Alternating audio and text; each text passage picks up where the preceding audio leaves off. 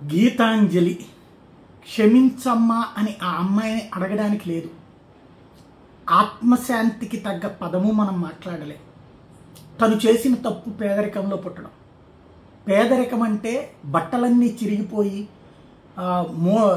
సంచీలన్నీ చిరిగిపోయిన సంచీలు వేసుకు తిరగాలనేటువంటి ఒక నీచమైన స్థితిలో, పురాతన కాలపు బానిసత్వ లక్షణాలలో, అహంకారపూరిత అధికార వ్యవస్థల యొక్క బలుపుతో ఉంటారు ఇక్కడ ఉన్నటువంటి జనాలని పాపం అమ్మాయికి తెలియదు. ఓ మంచి చీర కట్టుకుందంట, చక్కగా జడేసుకుందంట, చక్కగా తలకాయ దూకునుందట. అమ్మాయి పేదది ఎట్లయిపోతుంది? అదే ఇంకొక అమ్మాయి భర్త వదిలేసి, భర్తతో కాపురం చేస్తూ, భర్త వదిలేశాడంటూ దాని పేరేమంటారు, ఒంటరి మహిళ పెన్షన్ తీసుకుంటూ దాన్ని ఆపేసినటువంటి వాళ్ళని తొడలగొడతా రానా డాష్ గాళ్ళు అని మాట్లాడితే అది అద్భుతం. అలా కాకుండా నా జీవితంలో ఒక సొంత ఇంటి కల నెరవేరింది అని చెప్పినందుకు పాపం. ఆ పాపానికి ఫలితం ఆమె బలి. వెంటాడి వేటాడినటువంటిది సమాజం అనాలా? సమాజం ఆమెనేమనాలా? చక్కగా సమాజంలో బ్రతికింది, బాధ్యతగా బ్రతికింది. ఆ చుట్టుపక్కల ఆ అమ్మాయి ఇంటి దగ్గర వచ్చినటువంటి వాళ్ళని చూస్తేనే అది అర్థమవుతుంది. కానీ బలి అయ్యింది సోషల్ మీడియా. సోషల్ మీడియాలో ఉన్నటువంటి నీచ మనస్తత్వం కలిగినటువంటి వాళ్ళు, చదువుకుని మూర్ఖంగా వ్యవహరించేవాళ్ళు, ఆడదాన్ని అదొక రకమైనటువంటి దృక్పథంతో చూసేవాళ్ళు, తోటి ఆడవాళ్ళని ఆ లంబాషల్లో మాట్లాడేటటువంటి వాళ్ళు.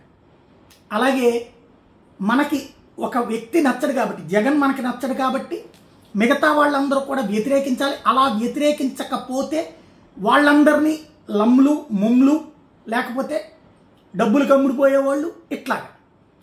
యువతల మనం ఒక నాయకుడికి సపోర్ట్ చేస్తే ఆయనకి మనం బాధ్యతగా ఉన్నట్టు, లేదంటే కనుక అమ్ముడుపోనట్టు. అవతల వాళ్ళందరూ అమ్ముడుపోయినటువంటి వాళ్ళే.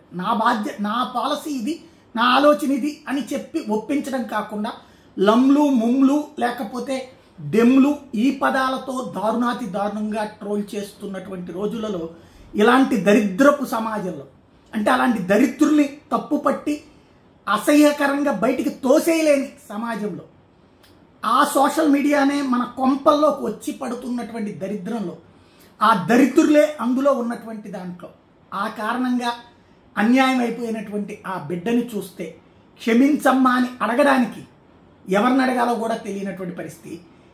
అసలు ఎక్కడికి పోతున్నాం మనం? ఈ రాష్ట్రంలో బ్రతకచ్చా? దీనికంటే వెళ్ళి నల్లమల అడవుల్లోనో లేకపోతే అస్సాం ఈశాన్య రాష్ట్రాల అడవుల్లో బ్రతకడం బెటరా? ఎందుకంటే స్వేచ్ఛ అనేటువంటి దాన్ని నిర్లజ్జగా నాశనం చేస్తున్నటువంటి రోజులు.